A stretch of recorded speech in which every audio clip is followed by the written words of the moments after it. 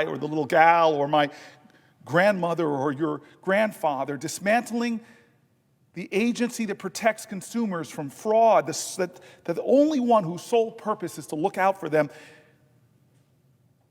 Did you speak up when the President of the United States, in a way that is so crass and craven, peddled his own meme coin and made millions upon millions upon millions of dollars for his own bank account at a time so many are struggling economically? Did you speak up when the President of the United States did what amounts to a car commercial for the richest man in the world right in front of America's house, the White House, when the President tried to take health care away? Where were you? Did you speak up? Threatening a program called Medicaid helps people with disabilities, helps expectant mothers, helps millions upon millions of Americans. And why? Why? As a part of a larger plan to pay for tax cuts for the wealthiest amongst us who've done the best over the last 20 years, for billionaires. It seems so close to the president that they sat right on the dais at his inauguration and sit in his cabinet meetings at the White House.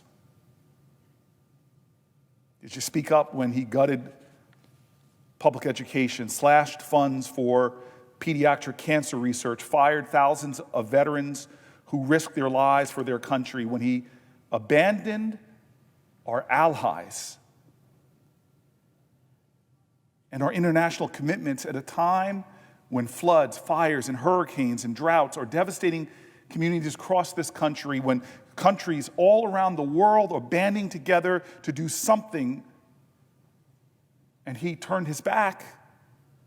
Did you speak up when outbreaks of dangerous infectious diseases are still a global threat, but yet we have stopped engaging in the efforts necessary to meet those threats? Where were you when the American press was being censored, when international students were being disappeared from American streets without due process, when American universities were being intimidated into silence, challenging that fundamental idea of freedom of thought, freedom of expression, when the law firms that represent clients that may not be favored were attacked and attacked and attacked? Where were you? Did you speak up when they came for those firms? Or what about when the people who attacked the police officers, who defended this building and American democracy on January 6th, who just outside those doors put their lives on the line for us, and many of them would later die? Where were you when the president pardoned them, celebrated them, and even talked of giving them money, the people who savagely beat American police officers? Did you speak up when Americans from across the country were all speaking up? More and more voices in this country speaking up, saying this is not right, this is un-American, this is not who we are, this is not America. Did you speak up? And so I rise tonight because I believe to be about what is normal right now, when so much abnormal is happening, is unacceptable. I rise tonight because silence at this moment of national crisis would be a betrayal of some of the greatest heroes of our nation, because at stake in this moment is nothing less than everything that we brag about, that we talk about, that makes us special. At stake right now are some of our most basic American principles that so many Americans understand are worth fighting for, worth standing for, worth speaking up for. Like if you work hard your entire life and pay into Social Security, it should be there for you when you retire, and you should not have to question if those paychecks will arrive and that government should strive to improve service to you, not brag about cutting it. Basic American principles like if you serve your nation in the military, if you put your life in danger abroad, you will be respected and taken care of. You will be cherished and honored and not forced to worry that the federal employees who provide you with care, many of whom are veterans themselves, will be fired, or the benefits that you rely on will be denied, or that your health care needs won't be met. Basic American principles like your child will have access to a high-quality public education, that every child has a unique genius. Even our children, beautiful children with special needs, they have genius. And that our children can go to school and parents and teachers know that they will be safe there. At stake now are those basic American principles that the people you elect to serve you in government will represent you and not try to make themselves richer, not run some scam.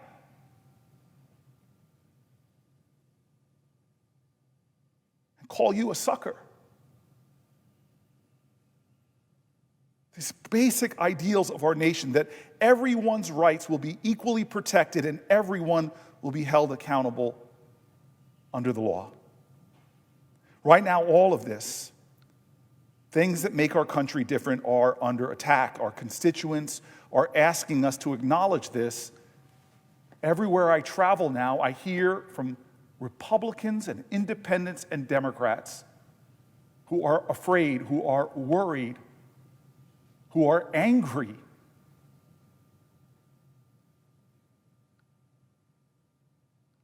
And I think about John Lewis, who taught me that fear is not something to be shunned. It's almost a signpost that you're headed in the right direction. It is something that is a necessary precondition. You cannot have great fear without great courage. John Lewis would tell us that this is a time for great courage. He would tell us that anger is a fuel. It can consume you, debilitate you, or it could fuel you to put yourself in service of others. I feel if my friend was here, if my hero was here, he would tell us and try to teach us that this is a moment to know that despair is only possible if you don't meet it as an agent of hope. John Lewis was here, he would look at me and say, "What are you doing? What are we doing?" So tonight I rise in an unusual way. I rise with the intention to stand here until I can stand no longer, until I'm physically unable to stand anymore. I'm going to speak up. I'm going to try to cause some good trouble in this body I respect so much. I'm going to try to cause what I believe is necessary trouble. I'm going to try to honor the legacy that I know I've inherited as an American, the legacy I think about when I come to this floor and feel sometimes overwhelmed with all the sacrifice and struggle that had to get me here. Good people who caused good trouble in the face of slavery, good people who caused good trouble in the face of the denial of the right to vote, good people who caused good trouble in the cause of equal rights, good people who caused good trouble in the fight against hate, good people who caused good trouble in the fight against demagogues from McCarthy to Father Conklin to big people who showed such small character when they tried to suppress others. I want to cause good trouble and prove worthy of those who came before. This is not normal. Listen to America. Listen to Americans. They seem to always be ahead of this body. They're rising up in state after state, not along partisan lines, but as an American line. not because they hate other Americans, but because they love America and know that what does love look like in public? It looks like justice. And there is so much injustice going on. I don't know how long I can stand, but I will stand and speak up. I want to start by reading some of these letters to try to give folk a flavor of what's happened in my office for 71 days. The calls we've gotten have gotten more and more and more numerous. I know I'm not the only one because the calls became so numerous to the Senate as a whole, it locked up the lines. The letters I'm getting, the emails I'm getting, people taking scraps of paper and just writing their hearts out and sending it in to say this is not ordinary times. These are painful times, frightening times, times where people question what's happening to America and worry that there are powerful people trying to fundamentally change our nation in a way that will hurt people to the benefit of the powerful and the wealthy. I look at these letters like this one. I won't read the name, but they say, "Hi, Senator Booker. Medicaid has saved my life many, many times. Without it, many people in America will die. Please help us." Underlined multiple times. Here's another scrap of paper where somebody writes their heart out. "Dear Senator Booker, when I got out of the Navy, I had mental illness. I needed psychiatric medicine to stop going in and out of the hospital. Because of Medicare, I have medicine that has kept me out of the hospital for 18 years. Without Medicaid and my medicine, I will wind up in the hospital." Americans telling me their most vulnerable pains, their most terrified realities are now confronting them, rendering their pride and telling their truth. Here's another one. "Dear Senator Booker, I'm writing you today as a constituent. In addition to being a concerned citizen, I'm a 25-year employee of the local Board of Education and a parent of a permanently disabled daughter who has just started receiving Medicaid. Even with her master's degree, my daughter is only able to work 19 hours a week.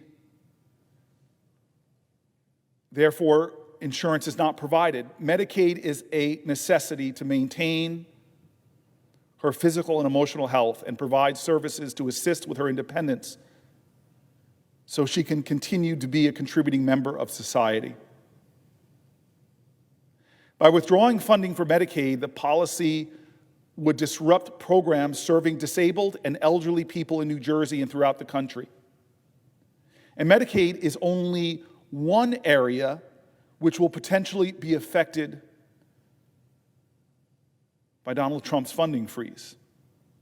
Please protect Social Security and Medicare for the hardworking Americans who have earned it. Social Security isn't, quote, a handout.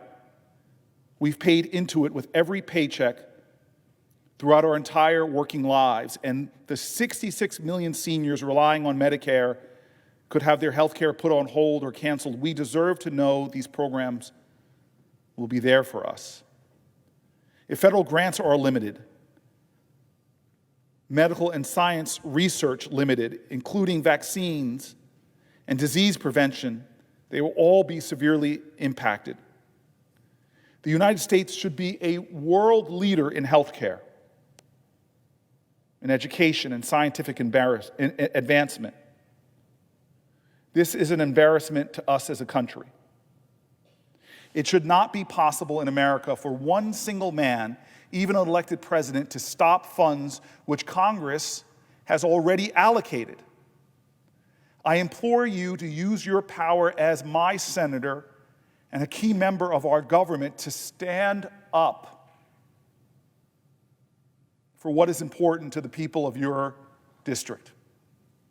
We want to go to work, take care of our families, and ensure all citizens have health services they deserve. These latest orders are inappropriate, untenable, and illegal. As a senator, please take action. Please take action to defend and protect these programs. Thank you for your time.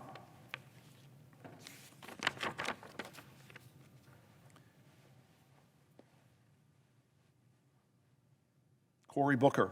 Recently, it's come to my attention that my students' rights in New Jersey are under threat from new legislation. This has caused distress and uncertainty in my classroom from my students who depend on funds from Medicaid. My students depend on consistency. And a lapse in their education and care would result in regression, trauma, and worse. I teach students in New Jersey who are supported by your legislature. I teach all abilities, meaning many of the students live with ADHD, autism, and other disorders that require extra care and attention. It's my life's mission to bring what I know to those who want to learn it. I love the job I do. I love that I get to spend time with those who need it most and deliver care and education. The job that I do helps my students live more independently and achieve richer and more fulfilling lives. I live out of state, but most of my students are from the state you help legislate. My students' rights are in trouble and need you to advocate for them. I urge you to continue to fight for Medicaid. Please work to oppose any and all cuts or caps to the Medicaid program. Dear Senator Booker, my name is, I'm a registered voter in New Jersey. I'm writing today to strongly urge you and your fellow policymakers to oppose all cuts to the Medicaid program as it is a lifeline for individuals with disabilities. Oppose all cuts or caps. I was a special education teacher for 30 years. And after I retired, I volunteered as a special education advocate for 10 years. I had the privilege of advocating for many disabled children and young adults who were receiving Medicaid services. Medicaid gave many of my clients the opportunity to participate in society by providing daily life skills for independence. Skills reinforced through Medicare programs include shopping, safety, job search, speech and language, just to point out a few of the services provided by Medicaid. My clients require repetition of these skills to function in their daily lives. Without these programs provided by Medicaid, regression will occur and learned skills will not be retained. Without Medicaid, this community will struggle, isolate, and lose any quality of life they've enjoyed since receiving Medicaid services. Medicaid has made a critical difference in the lives of my clients. Cutting and capping Medicaid will have devastating consequences for them and their family. Senator, there are 1.6 million New Jersey residents with disabilities who rely on Medicaid for access to vital care, resources, and essential medications needed to survive. Please support and fight for these vulnerable New Jersey citizens. Please take action to protect these vital programs provided by Medicaid. Thank you in advance for your anticipated efforts in my request of your support for our most vulnerable residents.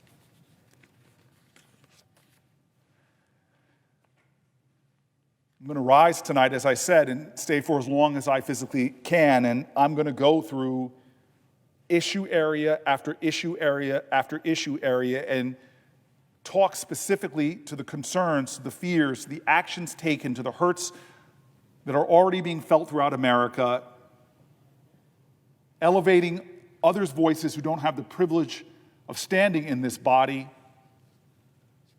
honoring those Americans who, even though they don't have such a position, they are raising their voice. I will rise for as long as I can to honor them and raise mine. The first area I want to talk about is Medicaid, Medicare, and healthcare, as my constituents spoke to. I don't need to tell anyone the importance of healthcare to humanity. Without our health, we would not be able to do anything else. We would not be able to provide for our families, spend time with our loved ones, do all of the things that make life worth living. That's why I'm going to stand here and explain to people what's going on and how our healthcare programs are at risk and being undermined. The Trump administration and Republicans in Congress are right now discussing how to cut these programs in a way of putting those savings either into tax cuts for the rich. I say either because they're going to be putting them in the tax cuts for the rich, but those tax cuts, as we know, are still going to blow massive trillion-dollar holes in our deficits. They are trying to gut Medicaid and Medicare programs on which nearly a third of our country rely, all to pay for those tax cuts to billionaires and corporations. They're also dismantling the very institutions meant to safeguard our nation's health and well-being. And this is not the first time. They tried this before during Trump's first administration when he unsuccessfully tried to repeal the Affordable Care Act and cut Medicaid despite its popularity across the nation, across the political aisle. He was going after something that wasn't left or right, that Americans were saying in a chorus of conviction that this is about right or wrong. It is wrong to take away health care from millions of people. Let me explain, if I can, or speak to a few points from a recent report by Protect Our Care to explain what the administration is trying to do to our healthcare system. They want to slash almost $1 trillion, about $850 billion from Medicaid, forcing people to choose between health care and putting food on the table. In every state, hundreds of thousands of seniors, children, and working families could lose their health insurance thanks to Republican plans to cut those hundreds and hundreds of billions of dollars from Medicaid. It would impose, they seek, burdensome work requirements for people on Medicaid. The last proposal coming from Republicans of that work requirement has one goal: to make it harder for people to qualify for Medicaid, to slash benefits and deny up to 36 million people access to health care so they could fund again those tax breaks for the wealthiest and for corporations. Work requirements only increase the red tape that hardworking families, already burdened by working multiple jobs, caring for children, and more, they're simply increasing the red tape working families have to go through to obtain affordable care. Their intention is also to hike premium costs. Millions of families who use private health insurance saved an average of $2,400 per year on their premiums thanks to the Inflation Reduction Act advanced premium tax cuts. But now the proposals Republicans are putting forth want to end these savings and raise costs for over 24 million Americans. The proposal wants to take away protections from people with pre-existing conditions. The GOP plans to repeal and undermine the ACA, meaning if they're successful, 135 million people with pre-existing conditions like asthma, cancer, and diabetes would lose critical protections that private insurance companies can charge them higher premiums. The efforts that Republicans are discussing, would raise prescription drug prices. It would stop medical research and stop medical debt relief. Over the first 3 months of his administration, Donald Trump and Republican allies have increased the prices of prescription drugs, including cancer and heart medications, as well as vital antibiotics, delayed the implementation of a Biden administration rule that barred medical debt from showing up on credit reports, cut NIH grants, halted all studies and activities within the NIH relating in any capacity to the health of LGBTQ Americans, including active research programs. And President Trump violated court orders to halt funding freezes to organizations like the NIH. Republicans rejected legislation to cap insulin costs for millions of people with diabetes nationwide. Now they want to raise costs for seniors by repealing the cap for people who rely on Medicare. As many as 1 in 4 of the 7.5 million Americans dependent on insulin are skipping or skimping on doses. I want to say that again. As 1 in 4 of the 7.5 million Americans dependent on insulin are skipping or skimping on doses. This is a life-threatening practice. No one in this country should have to bear that. This week, we know Republicans in the Senate will make us vote on a budget that will inevitably be intended to harm the strength of programs like Medicaid and vital health programs in general. Here's what a few organizations are saying about the impact of the budget that will soon be put on this floor, what impact it will have on our health systems. According to this nonpartisan Center on Budget and Policy Priorities, a nonpartisan policy and research institute, this is what they write. The House Republican budget would require deep cuts to Medicaid, and recent statements from House Energy and Commerce Chair Brett Guthrie suggest the Affordable Care Act's Medicaid expansion to adults with low incomes, which cover more than 20 million Americans, will be a prime target. Cutting Medicaid by hundreds of billions of dollars and focusing many of those cuts on the Medicaid expansion would lead millions of people to become uninsured. Eliminating Medicaid expansion was a key goal of Republicans' failed effort to repeal the ACA 8 years ago, and Congress should once again reject efforts to undermine it. Recent Republican proposals, such as reducing the federal matching rate for Medicaid expansion, repealing the 2021 Rescue Plan incentive for new states to expand, or taking away Medicaid coverage from certain adult enrollees by imposing work requirements, would leave expansion enrollees at risk. They could lose their coverage due to the work requirements, or their state might drop their coverage due to a drastic increase in state costs. 12 American states have poison pill laws that would automatically end expansion coverage or review of the coverage if the federal matching rate drops below 90%. In those states, expansion enrollees are even in graver risk. Representative Guthrie's recent statement confirms that House Republicans are eyeing proposals such as work requirements, a reduction in the federal matching rate, or a per capita cap on funding for the expansion group. This last option could shift $72 billion and $190 billion in costs from states from 2026 to 2034, putting that burden from $72 billion to $190 billion on states, increasing the state costs expansion by 41 to 108%, and thus jeopardizing medical coverage for millions. 40 states plus Washington, D.C. have adopted the Medicaid expansion. 40 states plus the District of Columbia have adopted the Medicaid expansion, helping adults with low incomes become healthier and more financially secure. Health coverage through expansion improves people's access to something that makes so much economic sense. It improves people's access to preventative care, to primary care. It also provides care for people with chronic illnesses, prevents premature deaths, and protects people from catastrophic out-of-pocket medical costs. Let me pull away from the nonpartisan group's remarks for a second, because I saw this as a mayor. when you scrimp on regular treatment for people with chronic care, when you scrimp on preventative disease, it costs more to taxpayers. I saw that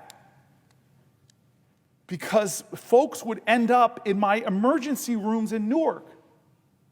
And the care there is so much more expensive. For a taxpayer, you get a much better deal in helping someone treat their chronic disease. You get a much better deal in giving them regular access to doctors. But to cut that makes no sense. Not only are you cutting it to give, again, those larger tax cuts to billionaires and corporations, but you're cutting it and you're just going to add even more and more to the overall healthcare costs of our country, to the size of the debt. Let me go back to the text.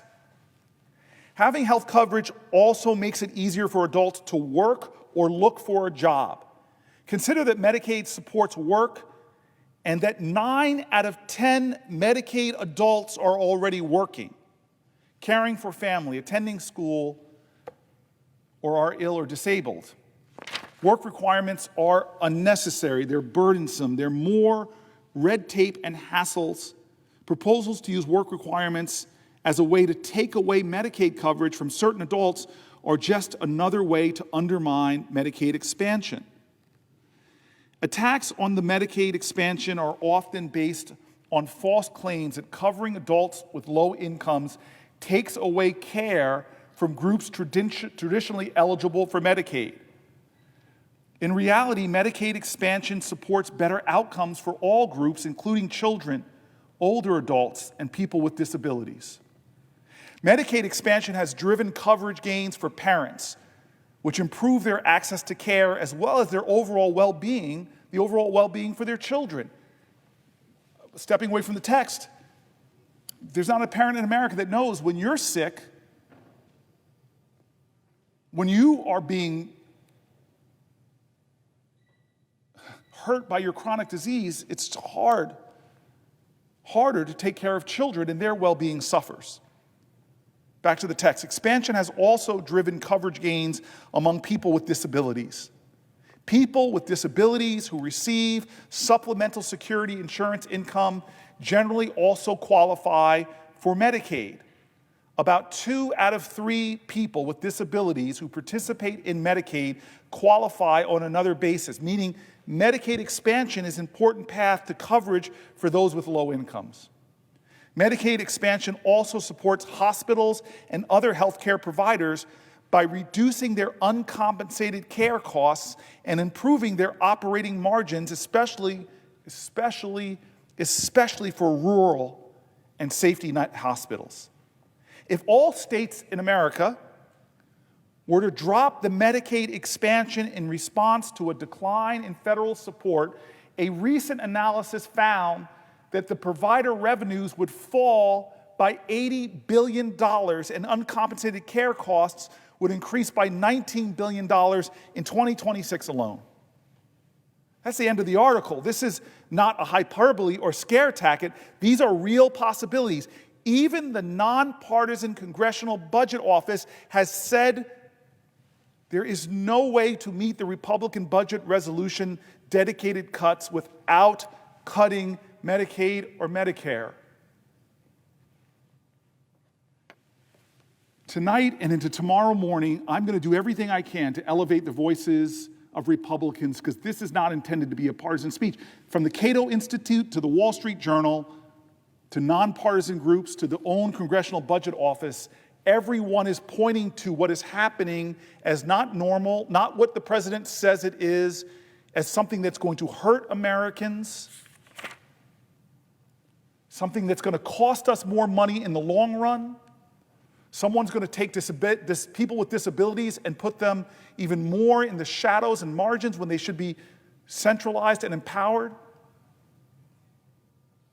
That what they're proposing is not just morally wrong, it actually adds to the fiscal crisis of our country. It will drive up healthcare costs in America. It'll drive up chronic disease in America.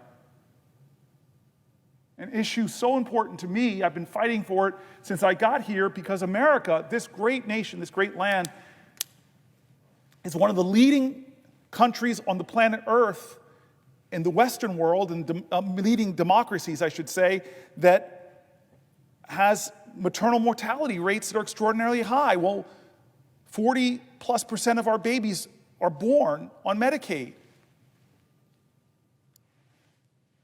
Here's an article from NBC.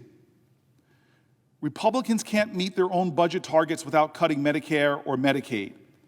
House Republicans can't meet their own budget target that is necessary to pass President Donald Trump's legislative agenda without making significant cuts to Medicare or Medicaid, the official budget scorekeeper confirmed on Wednesday. House Republicans adopted a budget blueprint last week that opens the door to pass Donald Trump's policy priorities on immigration, energy, and taxes. It instructs the House Energy and Commerce Committee to cut spending under its jurisdiction by $880 billion. The Congressional Budget Office, a nonpartisan in-house think tank that referees the process, said that when Medicare is set aside, the total funding under the committee's jurisdiction is $8.8 trillion over the next 10 years. Medicaid accounts for $8.2 trillion of that, or 93%. When Medicare and Medicaid are excluded, the committees oversee a total of $581 billion in spending, much less than the $880 billion target, the CBO said. The letter outlining the figures was in response to a query by, I take away from the article for a second, by my friend and longtime New Jerseyan, Representative Frank Pallone. He's the ranking member of the Energy and Commerce Committee, and Brendan Doyle, a Democrat of Pennsylvania, the ranking member of the Budget Committee. They asked the question. That leaves Republicans in a deep predicament. The budget resolution adopted by the slimmest of margins in a narrowly divided House was the delicate product of negotiations amongst conservative hardliners who demand steep budget cuts and swing district GOP lawmakers who say they don't want to slash funding for health programs their constituents rely on. Off the article for a second, God bless you for caring about your constituents.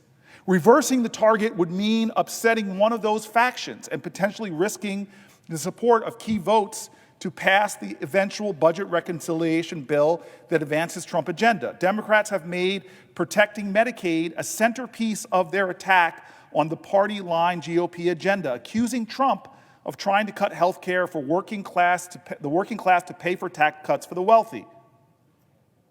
The letter from the CBO confirms what we've been saying all along. The math doesn't work without devastating Medicaid cuts, Pallone said Wednesday in a statement. Republicans know their spin is a lie.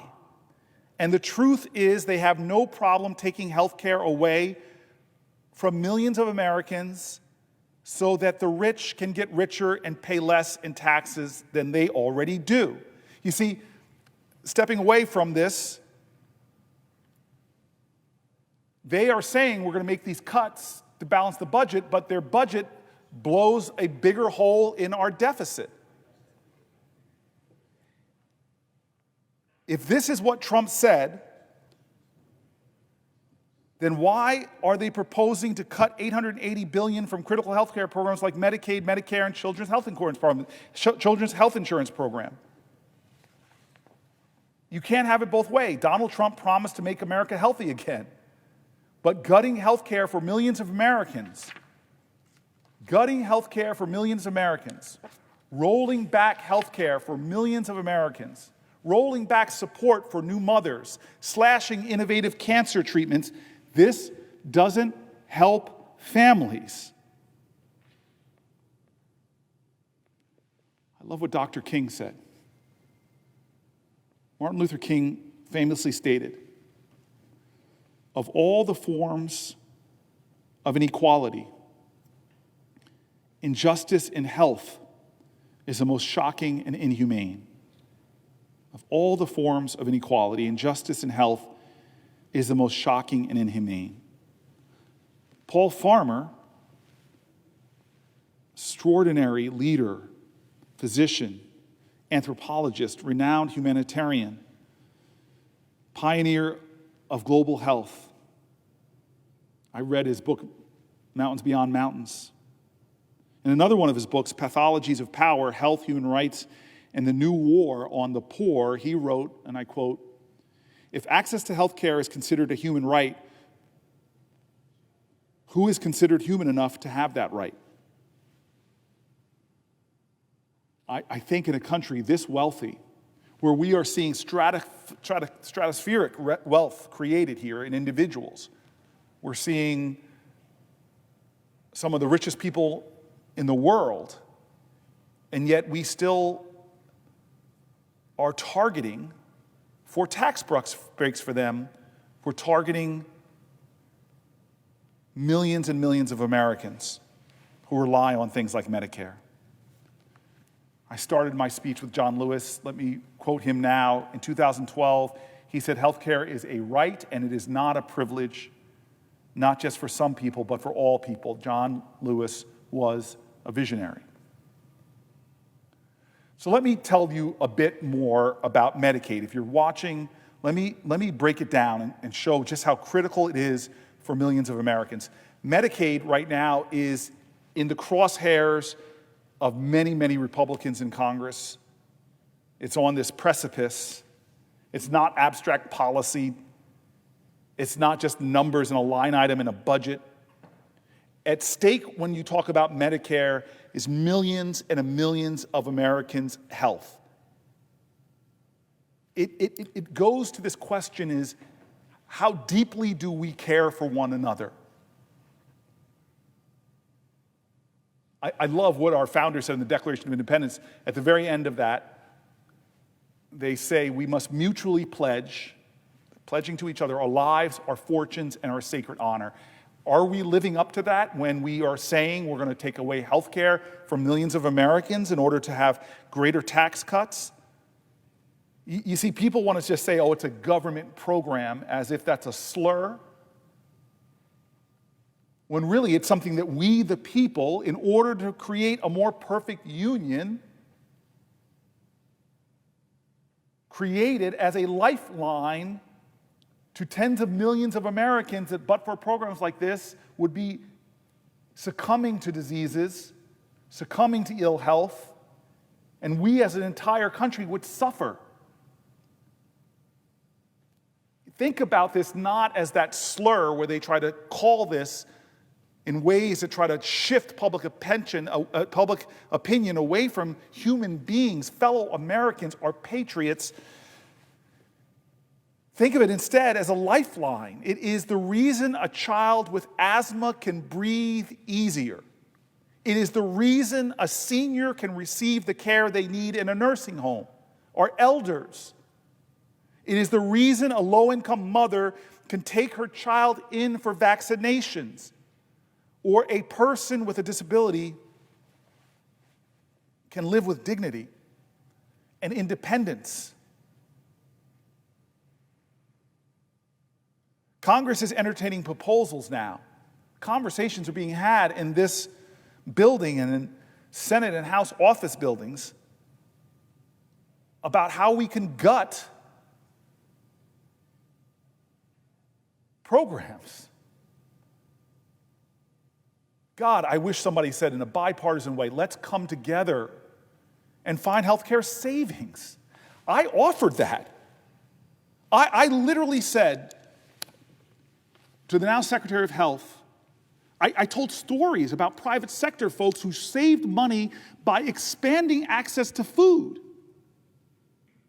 to healthy, fresh food. Let's save that, because I know private sector companies that have bent their cost curves, saved money, not by cutting health care, but by giving people better access to nutritious, healthy foods.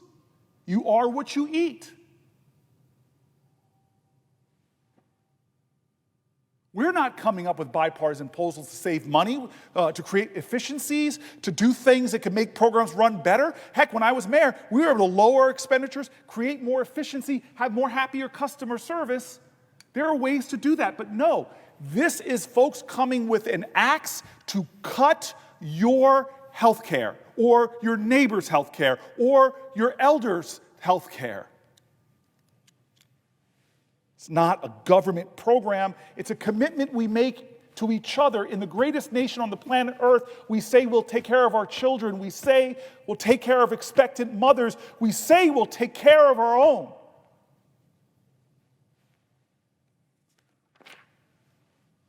But they passed that House budget resolution. Republicans who called themselves moderates or budget hawks, they all voted for it except for one who had the crazy thing to do in Washington, to tell the truth. Massey said that by their own numbers, this don't add up. What they're pushing on the American people is going to steal from the future generations by racking up trillions of debt. He stood on principle. They're not even doing what they're telling us they're going to do. $880 billion in Medicaid funding cuts. It's not trimming the fat. It's not finding efficiencies. It's not a plan to cut out any possible corruption. It is to make children and expectant mothers and seniors and people with disabilities have a harder time accessing health care, which we already said that Martin Luther King, of all the forms of inequality, injustice in health care, is the most shocking and inhumane. Not bigotry, not poverty, two things he fought so nobly against. He said the most inhumane, the most unjust are what we're talking about here. Take away access to health care from children, take away access to health care from our elders, take away access to health care to people with chronic diseases. Why? Why? To cut the deficit? Well, there's some Republicans willing to tell the truth. It's not going to cut the deficit. To take from the poor and give it to the rich and powerful? Well, we know the rich and powerful will get bigger tax cuts. They're not shrinking the governments, folks. They're creating bigger and bigger governmental obligations. And what do they mean? When you look at 10 years out and have trillions and trillions and trillions of more, it means that future generations, or maybe 10 years from now, that their debt payments are going to grow more and more and more, taking away more money that we have as a collective body as Americans to invest in scientific research, to invest in cutting-edge medical technology. So let's be clear. Let's be clear. Children from low-income families would lose access to routine checkups, vaccinations, and emergency care. Seniors who depend on Medicaid for long-term care, many of whom are already exhausting their life savings, would be left without options. People with disabilities who require constant medical attention, specialized equipment, and home-based services would face uncertainty and loss of those services. And let us not forget the low-income adults who gain coverage through Medicaid expansion, who work hard every day. They got Medicaid expansion, access to Medicaid through expansion under the Affordable Care Act. For them, this is not ideology. For them, this is not political philosophy. For them, this is life or death. It's about survival. These proposed cuts would also devastate the very infrastructure of our healthcare system. I've heard this from hospitals. Again, Republicans and Democratic leaders in my state who know our hospitals are speaking to this injustice. Medicare provides nearly 19% of all hospital revenue. It allows rural hospitals already on the brink to keep their doors open.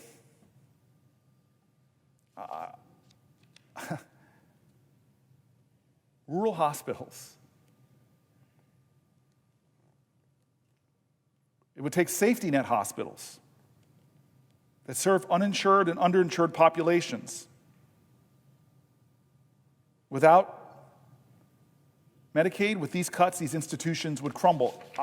That's not rhetoric. I've talked to my safety net hospital. I did an event, and I remember the fear in this hospital administrator's eyes, who lives every day to help the poor, to help the uninsured. In many ways, we share a faith. And I know he believes he's answering the highest calling of his country and his faith to help those who come with nothing. Because when hospitals close, when Medicaid staff lose their jobs, entire communities lose access to care. Ambulances end up having to drive farther and farther. Wait times increase. Lives are at risk. The ripple effects are vast. Schools will suffer when children with disabilities lose access to Medicaid-supported services like physical therapy, transportation, and mental health support. Children's ability to learn and thrive is compromised. Schools in rural areas where Medicaid often funds on-site nurses and telehealth programs, they would be stripped of essential support. What we are witnessing is again, don't get caught in this Washington parlance. This is not a normal time. This is a threat to millions of Americans. It's not a budgetary proposal.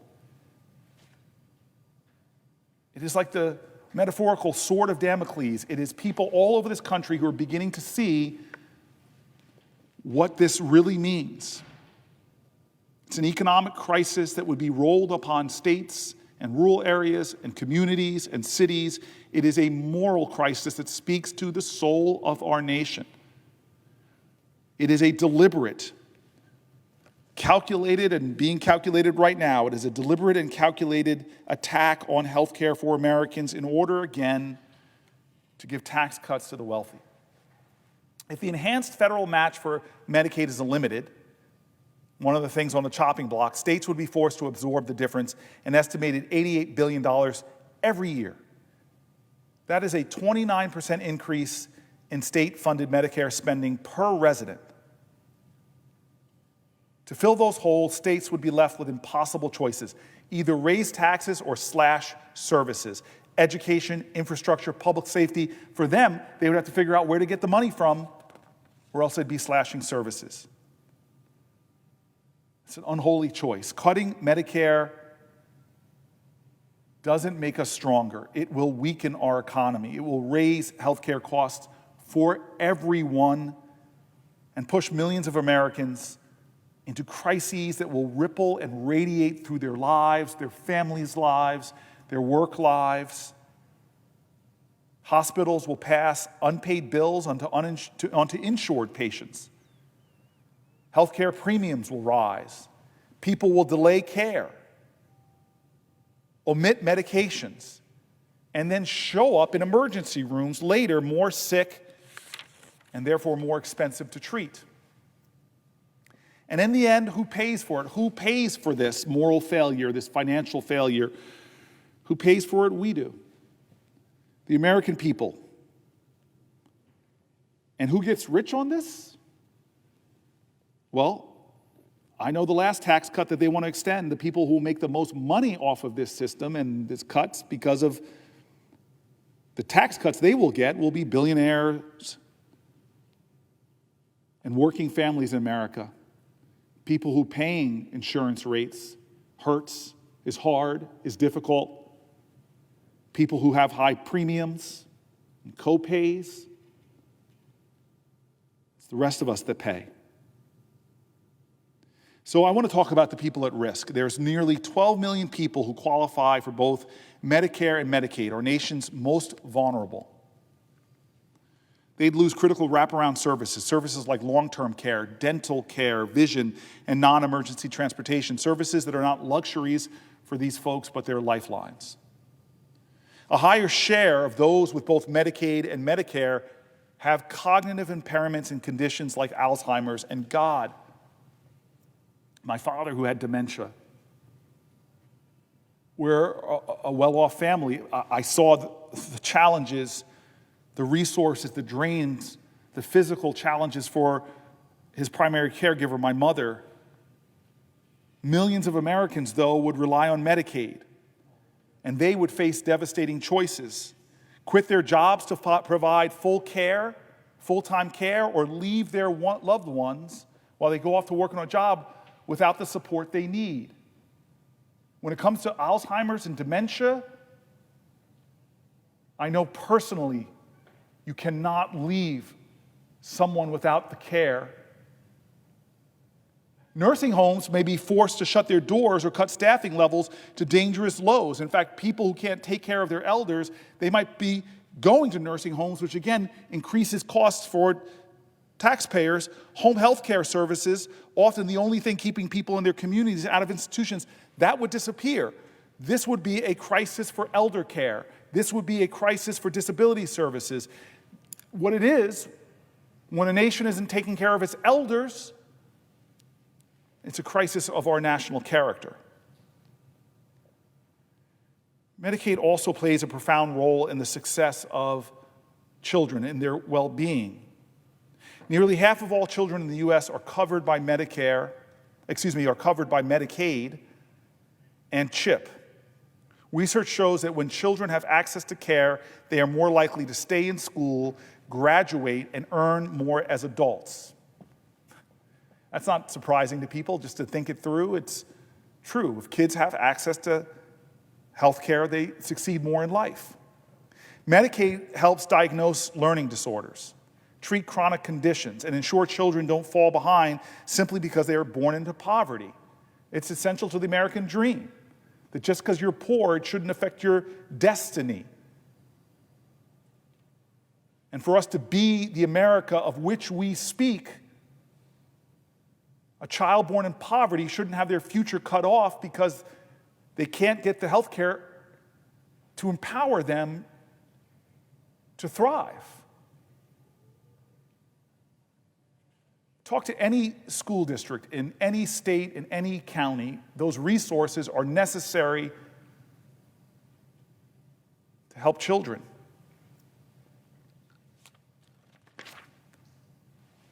Medicaid pays for nearly half of the births in the United States. The United States, as I said earlier, has this shameful distinction of a massive maternal health crisis. We have the highest rate of maternal deaths of any high-income nation. I'm going to say that again. America has the highest rates of maternal deaths, women dying in childbirth or in the days after, of any nation. A majority of these maternal deaths take place during that postpartum period, the days after birth. For years, I have fought for Medicaid to provide coverage for women for up to 1 year postpartum instead of just 60 days. In 2022's Congress, I was so happy that states had the option to expand Medicaid coverage for up to 1 year postpartum. It is one of the solutions to this maternal healthcare crisis that expert after expert after expert says. Just make sure those women who gave birth are not knocked off of healthcare after 2 months. As of this January, 49 states plus the District of Columbia have expanded postpartum Medicaid coverage past those 60 days. Hey, we're stepping in the right direction to show that we love our moms. We value those life givers that are mothers. We value them. But cutting Medicare means potentially eliminating the progress we made towards ending that maternal mortality crisis. There's just no justifying that in a nation this great and this wealthy. We talk so much about children and motherhood. All of us should be coming together about this maternal health crisis, but what's happening now, again, is the very program that's helped us to begin to address this is under attack. When we invest in Medicaid, we are investing in the future, in children who grow up to be healthier, in seniors who age with dignity, in rural communities with limited access to health care and services, in families who don't have to choose between a prescription and rent. This is about health, but I want to tell you, for all those doing the math at home, You cannot have a thriving economic engine without good health care. The two are incompatible. Widespread sickness, illness, and disease, and people who can't get their health issues covered, takes away from our economic strength. In fact, just cutting Medicaid would cost jobs, nurses' aides, support staff, medical technicians. Entire communities depend on funding that Medicaid provides. Cutting it would destabilize state budgets, force those impossible trade-offs, and widen the gap between the richest in our country and the rest. A gap that's already widening at stunning rates. These cuts are not about efficiency. Don't let anybody tell you these cuts are about efficiency. I know a lot about making government more efficient. This is not about innovation. There's so many things that we as a country should be doing to deal with medical innovation. And I'll be the first to say, Republicans and Democrats have failed to step up to the 21st century and do things that really can create more efficiencies in our healthcare system. I really hope to see more bold thinkers about creating real efficiency. But what they're doing now is not about efficiency. It's not about innovation. It's not about the heart priorities of Americans who know everything that I'm saying. The letters I've gotten, Republicans and Democrats and independents in my state, scared people, they know what this is about. Republicans in New Jersey who run hospitals know what this is about. This should be a bipartisan strategy to how do we make our society more healthy and less dependent on healthcare. And when it comes to healthcare, heck, let's not do the stupid things like cutting scientific and biosciences and the research that often leads to medical breakthroughs. Let's come together and figure out how to deliver services more efficiently. Making Americans healthier, I don't believe them. They're cutting access for kids to fresh and healthy foods, or cutting school lunch resources. There's a way to do this that should be bringing the best ideas from both sides of the aisle to deal with these issues, but that's not what they're doing. Every data point, every story, hospitals from rural areas to urban areas, everyone is saying the same thing and illustrating the same point. Medicaid is critical to the health of some of the most vulnerable Americans. It's critical to our elders, to our children, to our mothers. It is a lifeline for more than 72 million people. With control of the Senate, the House, and the presidency, Republicans have the opportunity to dream big. They have an opportunity to lead with a vision for better health in America. To come before the people and Congress and hearings and say, this is our vision for American health and well-being. We're going to show what some private companies did. They cut their healthcare costs and improved the health of their citizens, of their employees, by providing better access to food. There are so many good ideas that I've learned when I was mayor from Republicans, from private sector people. But those aren't the ideas that are coming forward. The ideas that are coming forward is, hey, let's just send to the Energy and Commerce Committee the mandate to cut $880 billion. Let's rush now. Let's get it done before our narrow majority somehow gets undermined. Let's just cut. And in the end, what's the result? Americans get sicker, driving up overall health care costs, all to give billionaires more of a tax cut. I know the character of so many of my friends in this body on both sides of the aisle. This is not who we are. It is not who we are. But God, there's no big vision. There's no big dream for healthcare. Instead of improving Medicaid and increasing funding, as 42% of Americans support, they want to make extraordinary cuts that will demolish a program. They are proposing that $880 billion cut from Medicaid, taking health care away from millions of Americans.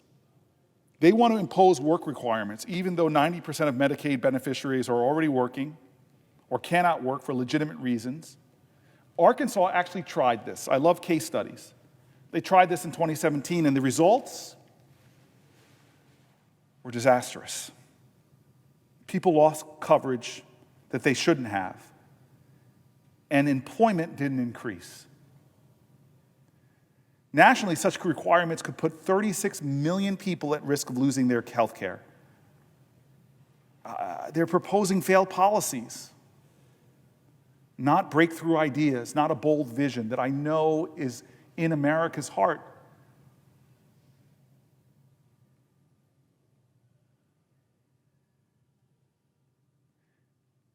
This repeal that some folks are saying that they want to do to save money, a hatred for previous president, they want to repeal Biden-era rules that made Medicaid and CHIP enrollment easier, less red tape, easier for seniors and children. Let's repeal that, they say. They want to end a rule requiring minimum staffing standards in nursing homes, including 24/7 access to registered nurses, one of the hardest, most underappreciated jobs in America. Let's get less access to these noble, noble professionals. They propose per capita caps that would upend Medicaid's financing model in every state, leaving states with less money to meet their residents' needs. And in states that expanded Medicaid under the ACA, these cuts could jeopardize coverage for 20 million people who gained access. The budget that they're proposing would require deeper cuts. Speaker Johnson claims these changes are about rooting out fraud, waste, and abuse. But that's not what's happening, folks. What's happening is an assault on a program that provides dignity, health, and stability, economic growth, improved outcomes for kids, more respect for our elders, care for the disabled. Nearly 2 million New Jerseyans, 2 million people in my state rely on Medicaid. And yet, our state is slated to see cuts of up to $5.2 billion. Medicaid accounts for a quarter, more than a quarter of New Jersey's state budget. Think about that. It accounts for more than a quarter of our state's budget. In my state, one of the hardest working states that's out there,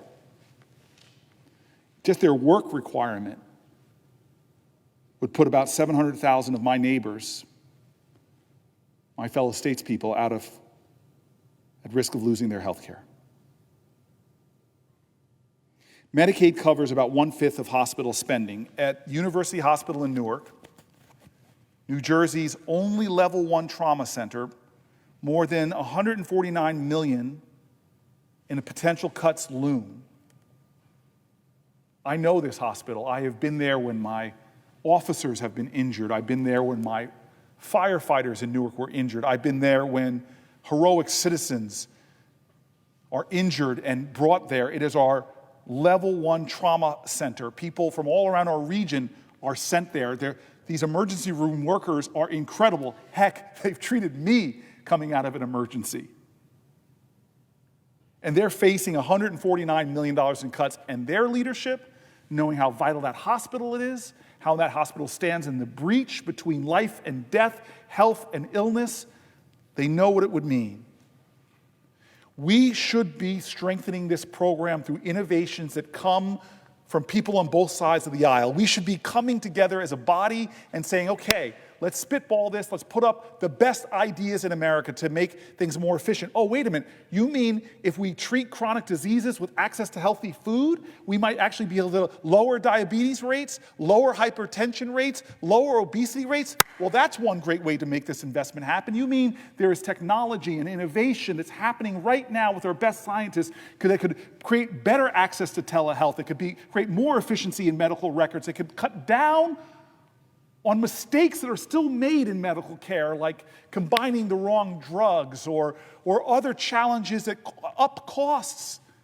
There's systems that we could create that could create more transparency and eliminate more real fraud and go after the fraudsters themselves in a more efficient manner. There are so many things that we could do if we came together as a body, but what are we doing instead? Following our president that wants his tax cuts renewed. What did those tax cuts do the first time around? Most of the benefits went to the wealthiest people and corporations.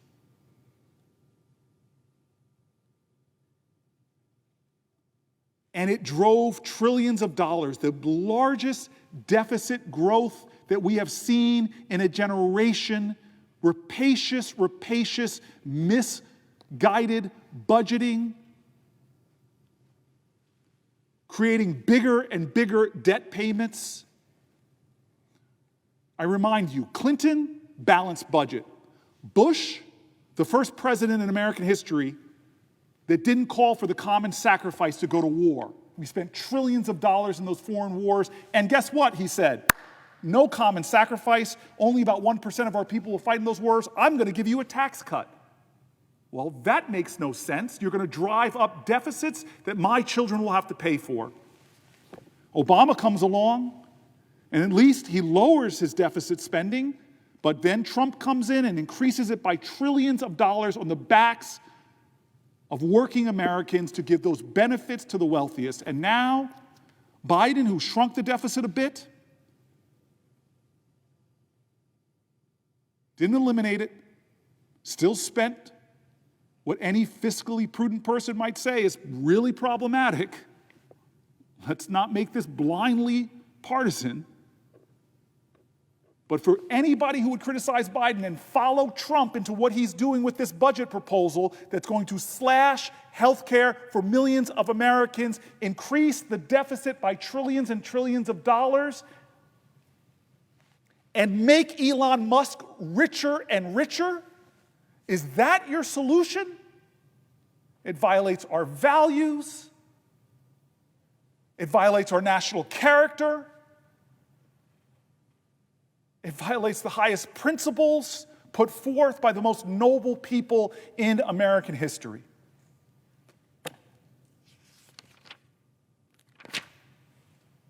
And I stand today, and I will not sit down for hours and hours if God gives me the ability to stand here, because I want to read the voices of Americans. I want to share their voices in this body. I want it to echo in history. I want it to be recorded by these extraordinary people who stand here every day and record my words and my colleagues' words. I want it to be in the congressional record.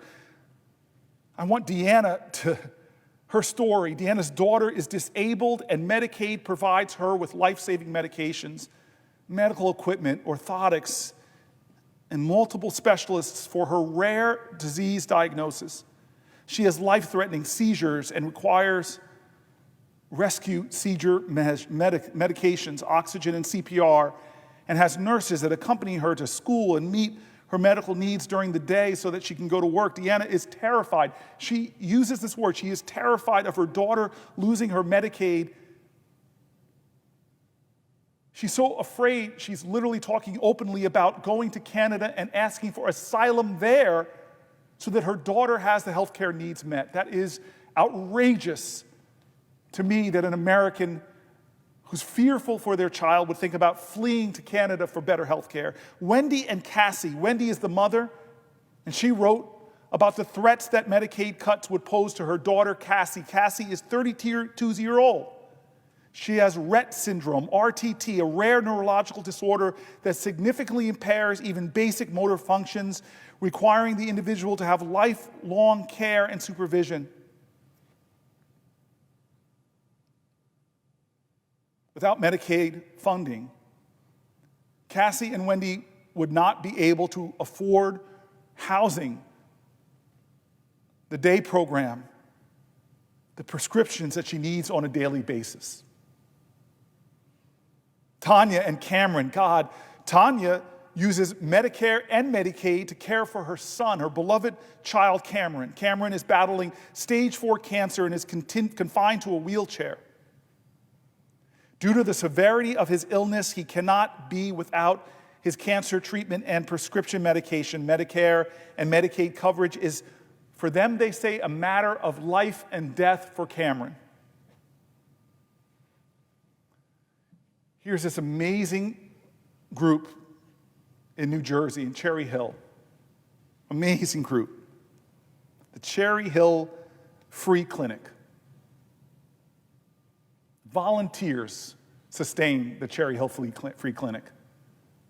Doctors give up their own time because they are driven by the conviction that in America we take care of each other, we love each other. And when you say love your neighbor, love requires sacrifice and service. These doctors and professionals that volunteer their time at the Cherry Hill Clinic, I just want to tell you, God bless you. Thank you for living our American values and the values of your faith traditions. The Cherry Hill Free Clinic provides free health care, treatment, and medication to low-income individuals, not just in Cherry Hill, but throughout New Jersey. Without the support of Medicare and Medicaid coverage for their parents, the free clinic would not be able to provide the extent of services and care that their patients desperately need. They would not be able to be the source of light to so many people that are facing scary darkness, think that it's not going to happen to me, that cancer diagnosis. It's not going to happen to me, that rare disease that affects the child. It's not going to happen to me. But when it does, and they can't imagine how they will make ends meet, they find in the Cherry Hill Clinic doctors and medical professionals willing to step up, and they've been doing extraordinary things that would make every American proud, and now they see what's coming from this Republican, from this Donald Trump proposal. Jean is an awesome soul. She's a disabled citizen. She relies on Medicaid coverage for her frequent hospitalizations. Without Medicaid, she would be unable to receive the critical care that she needs. God bless you, Jean. Susan writes to us. She's a disabled person who's confined to a wheelchair. Susan relies on Medicaid for her health care. Medicaid provides her wheelchair transportation to get her to her medical appointments. Without Medicaid, she would not have medical coverage or the transportation means to receive the essential health care. Edna's 98. God bless her. 98. What a life. And now, as a 98-year-old, she now has dementia. Her daughter is 78 years old. And I can't imagine this moment when you realize at 78 that you can't any longer care for your 98-year-old mom due to her worsening dementia. Edna received Medicaid coverage and is now able to have full-time care at a rehabilitation center for senior citizens. Her daughter, at 78 years old, is so grateful to live in a country that her 98-year-old mom can be in a rehabilitation care center. But they know what savage cuts in Medicaid would do. Randy and Dylan. Randy enrolled her son Dylan in Medicaid. Dylan is 10. He's wheelchair bound due to Duchenne muscular dystrophy. Dylan requires frequent medical care and daily heart medications to prevent illness with his heart functioning. To prevent the issues with his heart functioning, forgive me. Randy relies on Medicaid to provide medical care for Dylan, who Randy loves so much. Medicaid covers the costs and his critical prescription medications. And then there's Teresa, who recently lost her job and required urgent medical assessments due to a medical issue that was discovered by her doctor. During what was a difficult time, where you go to the doctor and the doctor discovers something that is so urgent that you need immediate support, Teresa was without insurance and needed to receive care as instructed by her doctor. Due to her enrollment in Medicaid, she was able to receive the diagnostic testing that she needed. It's a good story, but stories like that will become more difficult.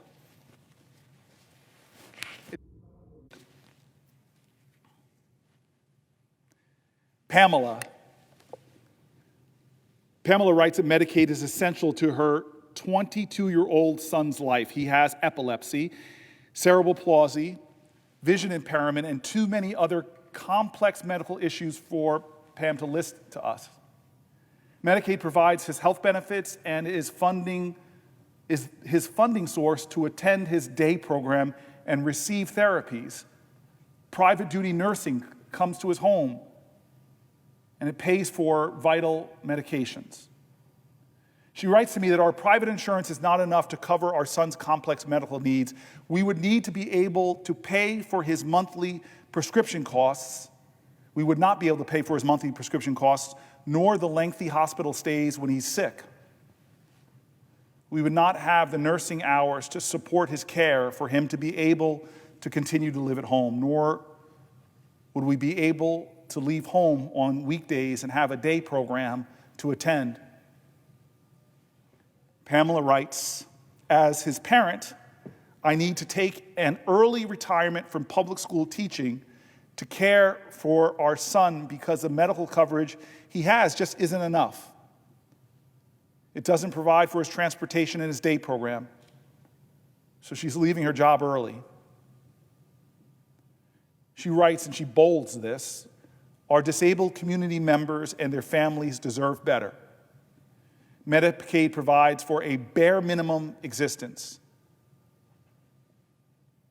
And she has a message for the lies being told by too many. She says, there are no excesses here in my house.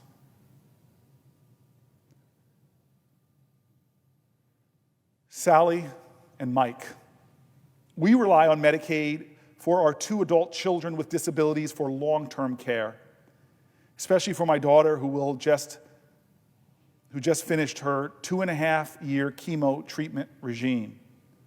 We will need it for monthly checkups and prevention of a relapse. We use the funding to provide the much-needed care she needs at home. We also have 90-plus-year-old parents who need Medicaid in order to survive. We are the real sandwich generation, caring for 2 adult children with special needs and 2 very elderly parents who couldn't survive on their own. Please do everything in your power to help fund and not cut Medicaid in any way. Thank you for your time and your commitment in helping the more vulnerable population. I mean, Sally and Mike, you're not alone. That sandwich generation, taking care of children and parents, you're taking care of adult children and 90-plus-year-old parents. I hear you. I hear you. Carol, my son Jason is 41 and autistic. He has severe behavioral issues. Medicaid has enabled my son to attend a day program 3 days a week. The program bills Medicaid for his participation. We would not have the financial resources to pay for my son's day program. Medicaid helps us to use our son's living at home with his loved ones, not in a group home. We save the state money by taking care of him. Do not cut this vital program.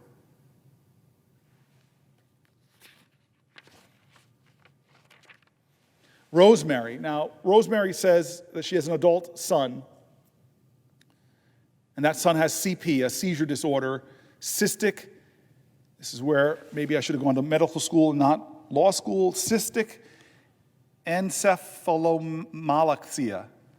My cousin, the doctor, is here. She would be able to help me if she was down here. But it is her adult son is on the autism spectrum. Yet he earned a BA. Yet he earned a BA on the autism spectrum and lives independently, but with our support, and works a part-time job. She put independently in quotes. If he loses his Medicaid coverage, he will not be able to afford to live where he lives, or most importantly, he will not be able to afford his meds. He has medications that would run $500 a month. We live with the anxiety. We live with the anxiety. We live with that anxiety that millions of Americans live with, that erodes them, that burns at their spirit. That anxiety that has put millions of Americans into bankruptcy, that anxiety that I can't afford my medications, that anxiety that I can't care for my children, that anxiety that I won't have that resources, that anxiety. We live with the anxiety of Medicaid cuts. With every report about what House Republicans are doing, we support anything that can be done to maintain Medicaid. Please, Senator. Danielle. She writes that I'm the oldest sibling to my two younger brothers, Matt and Christian, who have been living with a rare neuromuscular disease since they were diagnosed as babies. Throughout their lives, Matt and Chris, along with my parents and family, have fought to ensure that they have the best care possible, despite how unknown and under-researched their condition is. Taking Medicaid away from them would strip Matt and Christian of basic access to specialized care that they rely on, and therefore strip them of their dignity and their independence.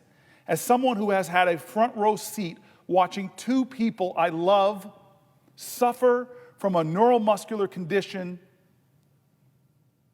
and as a human being who believes in the right to access medical care, I implore our representatives and the Trump administration to consider the devastating impact that these cuts would have on people like my brothers. Slashing funds for an already underfunded program is not only the wrong target in the name of, quote, efficiency, but also a decision that would cement our nation's treacherous path toward becoming a nation that does not seek justice for all.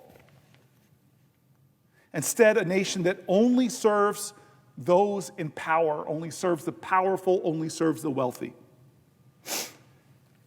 As your constituent affected by neuromuscular disease, I am concerned about the potential unintended consequences of the efforts to so-called reform Medicaid. 72 million Americans rely on Medicaid for affordable, accessible, and state health coverage, including children, pregnant women, parents, seniors, and individuals with disabilities. Any effort to reform Medicaid should not inadvertently prevent patients from having access to the health care that they deserve. Danielle, I hear you. Judith, she goes right to the point. Please stop Trump. Please stop Trump now. He is going after Medicaid. I have an adult, severely autistic granddaughter who relies on Medicaid for her special needs program. A country is judged by how it meets the needs of the weakest people, she writes. Please stop him. I want to read your words again, Judith. A country is judged by how it meets the needs of the weakest people. A country is judged by how it meets the needs of the weakest people.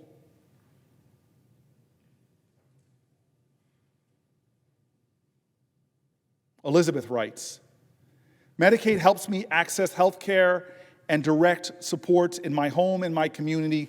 Cuts to Medicaid would mean I wouldn't have the services I need to live on my own with supports and would be forced to live in a more restrictive setting. Sandra writes, Medicaid has allowed my son's needs to be met at home and not in a group home. It has allowed my husband to participate in his caregiving, not a stranger.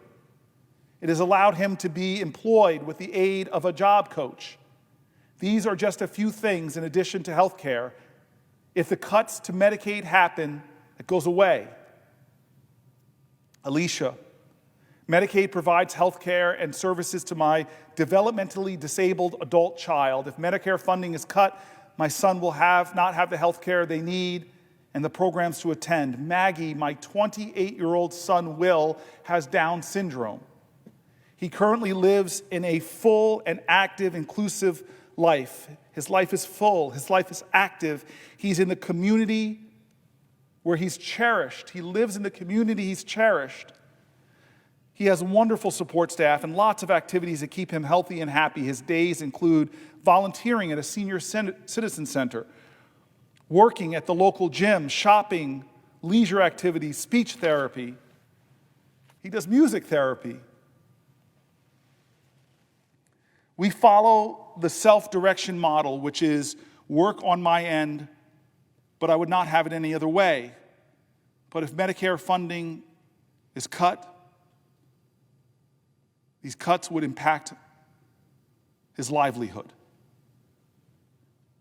Nibble. Without my Medicaid, I would not be able to be as mobile nor independent. Without Medicaid evaluating my physical disability, cerebral palsy, and related limitations, and prescribing me an electric power wheelchair for daily independence and assistance with mobility, and even pain management due to not being able to walk well, I am actually up for a new wheelchair this year, as it was allowable every 5 years for a new wheelchair prescription. Without my Medicaid, I would not have been properly diagnosed with things like sleep apnea in 2017. I now use a CPAP machine to force air into my body so I can sleep peacefully instead of gasping for air at night. Without my Medicaid, I would not be able to be fitted for a leg brace for my physical support and mobility, enabling me to actually stand up straight and walk without my wheelchair. Without my Medicaid, I would not be able to be a full-time employee, a full-time worker. Laura,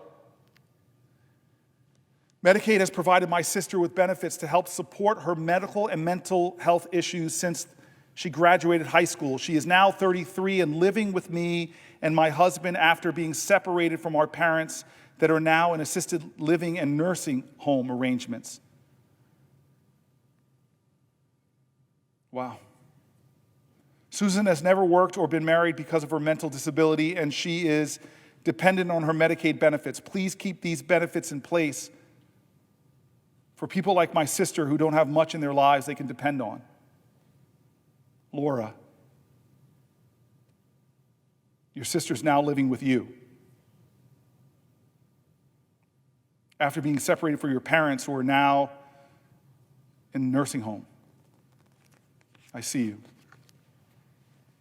Michael, I need Medicaid because it provides me the ability to get my anxiety medication and to afford my therapist. I use Medicaid for medical, dental, and visual visits. I wear glasses. Without Medicaid, I am unable to live or function in this world. Robin, Courtney is my 35-year-old daughter with severe disabilities. From 2009 to present, she has needed crucial surgeries, as well as medications and hospital stays. Medicaid has made the financial support for these procedures possible. It has saved her life, and I can tell from her letter that Robin loves her 35-year-old daughter, Courtney. Mary, Medicaid is helping to improve my daughter's life through the services of the Division of Developmental Disabilities. Without it, she would be left to whittle away at home 7 days a week with no community interaction. She is learning pre-vocational skills in a manner that she is validated and viewed as a person with strengths. Thank you, Mary. Allison, I'm my daughter's caregiver in New Jersey. Medicaid-funded programs allow her to remain an active part of our community at home with her family. If Medicaid is cut, we would lose our health care. It would be devastating. Gihan, My daughter has a disability. Through Medicaid, she receives a lot of services to help her improve and progress, also to help her stay active and social. She gets speech therapy, occupational and physical therapy. People come to her home to help her as well. If Medicaid cuts happen, she will stop all the services she receives, and her life will be threatened. Please, she must keep her Medicaid, because as a parent, I don't know what I can do with my daughter if that is happening. It will be so hard for her and us. Roseanne. Medicaid has supplied the nurses that take care of my daughter, of my disabled granddaughter I'm raising at home, instead of being sent to an institution. She will put her life at risk for a medical emergency or fatal injury without nurses here. Ash. My daughter takes speech therapy, occupational and physical therapy, and tutoring. So, if that is all gone, she will stop progress, and she will be more disabled, and will be unable to do anything by herself or live inadvertently. She needs a lot of help, and if these Medicaid cuts happen, I don't know what I will do with her, and it'll make life so hard. These Americans are facing challenges that I can't imagine.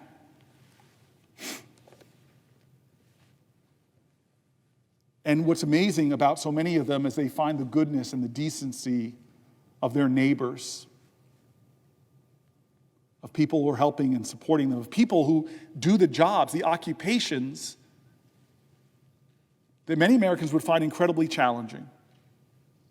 The occupational therapist, the physical therapist, the person who does the transportation, the nurses that take care of folks. It is a community of people out there that are trying to make our nation stand for what we say we do.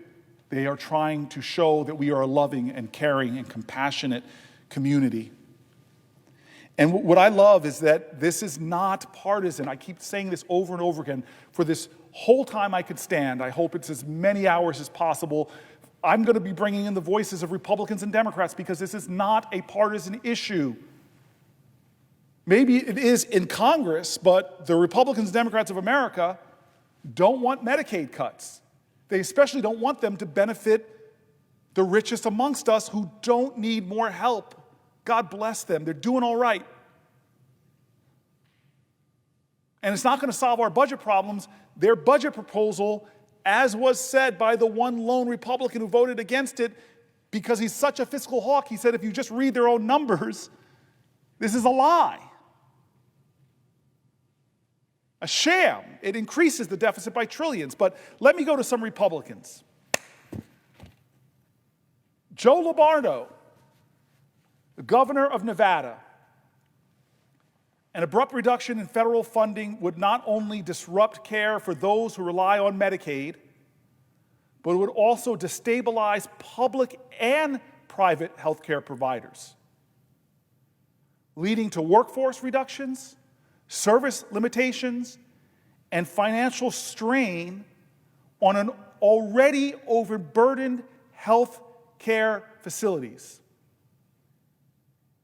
Governor of Nevada knows it. My mom, my aunt, my uncle, my other aunt, they live in Nevada.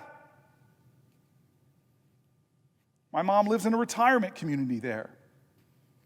This governor knows that that state would be hit so hard by a reduction of these services, it would be like an impact that ripples out throughout the state, raising costs, lowering care, hurting Americans, hurting Nevadans. My colleague, Mike Rounds of South Dakota, said, that's not a cost-cutting measure, that's a cost transfer, he said. And when you've got partnerships with states, you shouldn't be doing that without having them involved in the discussion. I tell you, I have conversations with lots of my Republican colleagues, and I appreciate this quote from one of them. Coalition of State Medical Associations writes, on behalf of 50 state medical associations and the District of Columbia, the hundreds of thousands of physicians we represent, I'm adding this, I am sure of both political parties and independents, back to what they write, and the 80 million Medicaid patients we serve, we are united in urging the United States Senate to protect Medicaid from the devastating $880 billion cuts in spending out targets in the House budget resolution. If these cuts are enacted, millions of Medicaid patients will lose their coverage, and we expect all Medicaid patients to lose some of their existing benefits. All Medicaid patients to lose some of their existing benefits and access to essential health care services. The American Academy of Pediatrics, Children's Defense Fund, Children's Hospital Association, Family Voices National, First Focus Campaign for Children, the March of Dimes, and National Association of Pediatric Nurse Partnerships. They all came together to jointly write, by reducing vital support for Medicaid and CHIP, you would not just be cutting a budget line, you would be limiting the health prospects of our children, leaving them without the care they need to grow into healthy adults. AARP. More than half of all the funds for long-term care in America come from Medicaid. As our country gets older, and as millions of baby boomers continue to age, our country is on the brink of a serious long-term care crisis. AARP would welcome the long overdue debate about how to address the challenge, which should involve reforms to remove Medicaid's bias towards institutional care and increase support for families who take care of their loved ones at home. Large-scale cuts, however, threaten millions of seniors with disruption to the care they need. Listen to AARP. We would welcome the long overdue debate. We would welcome the long overdue debate on how to address this challenge. But we're not having a long overdue debate. We're not bringing together the world's most deliberative body to focus on how to solve these problems. Michael Tuffin, the president and CEO of AHIP, America's Health Insurance Plans. Medicaid is indispensable to low-income people and working families. If their Medicaid coverage is disrupted, these Americans will lose access to primary care and be unable to fill prescriptions for drugs to treat chronic illnesses. Many will end up in the emergency room, the costliest site of care. Loss of Medicaid coverage means people will be less healthy, and the care will ultimately cost more. Rick Pollack, who's the president and CEO of American Hospital Association, on behalf of the hospitals, nurses, doctors, and those who care for and serve the needs of 72 million patients that rely on Medicaid, we urge you to consider the implications hinging on the budget reconciliation bill's fate on removing health care for millions of our nation's patients. These are hardworking families, children, seniors, veterans, disabled individuals who rely on essential care services. We ask the House to construct a path forward that protects Medicaid from these harmful cuts that would impact the care for millions of Americans. We did Republican governors. Here's a Democrat, Colorado Governor Jared Polis, who joined with Oklahoma Governor Kevin Stitt. They're the chair and vice chair of the National Governors Association, Democrat and Republican. And they write, without consultation and proper planning, congressionally proposed reductions to Medicaid would impact state budgets, rural hospitals, and healthcare service providers. It is necessary for governors to have a seat at the table when discussing any reforms and cuts to Medicaid funding. States and territories should be afforded more flexibility when it comes to administrating these programs in a manner that best suits the needs of their states. What a radical thing. that a Republican and Democratic governor are simply asking for a seat at the table in the conversation. What's the table? Is there a hearing? Are there discussions? Do we form a national commission? None of that. None of that. And they warn about what it will mean to their states. The American Academy of Family Physicians, American Academy of Pediatrics, the American College of Gynecology, the American College of Physicians, the American Psychiatric Association, all together write, our organizations representing more than 400,000 physicians who serve millions of patients are alarmed by the proposals to implement cuts or other structural changes to Medicaid during the budget reconciliation process. Cuts to Medicaid will have grave consequences for patients, communities, and the entire healthcare system. Lisa Lacassie, president of the American Cancer Society Cancer Action Network, ASC, CAN, opposes cuts that will increase the number of uninsured nationwide by severing the lifeline that Medicaid provides for cancer patients and those at risk for cancer. It is imperative for cancer patients and millions more at risk that this valuable health insurance program be protected. For decades, ACS, CAN, has advocated in support of Medicaid, and we will continue to advocate at the federal and state levels in support of expansion of access to the program and against policies that jeopardize individuals' access to life-saving health insurance coverage. Bruce Siegel, President and CEO of America's Essential Hospitals. The budget resolution will open the door to devastating Medicaid cuts that will impact millions of Americans, especially those middle to low income working Americans in both rural and urban communities who rely on Medicaid access to critical healthcare services. The budget resolution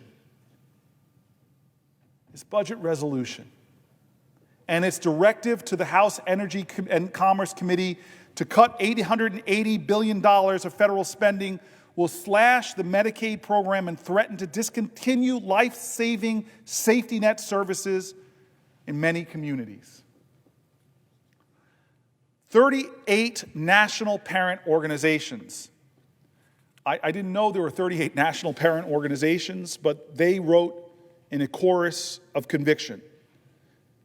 Cuts on this magnitude will require enormous changes, such as instituting per capita caps, reducing the federal match rate for Medicaid expansion, adding barriers to coverage, including work requirements, and repealing rules that strengthen enrollment processes and access to care in Medicaid that would severely harm many individuals fighting serious and chronic health conditions. Our organizations, all 38 national parent organizations, oppose any cuts to either traditional or Medicaid expansion that take away coverage, jeopardize access to services and providers, shift costs to states, and reduce parents' access to care. Now, here is a huge group that includes the National Alliance on Mental Illness, the March of Dimes, Muscular Dystrophy Association, the National Cancer Coalition, the National Health Council, National Kidney Foundation, National Multiple Sclerosis Society, National Organization for Rare Disorders. It is about, I will estimate and give it to for the congressional record, about 25, 30 organizations. On behalf of the undersigned chapters of the American Academy of Family Physicians, representing over 130,000 family physicians and medical students across the country, we write to convey our deep concerns regarding proposals to reduce Medicaid funding or implement further eligibility restrictions. We strongly urge you and your colleagues to reject any reforms that have the potential to impede access to essential care for millions of Americans who rely on Medicaid, including our neighbors.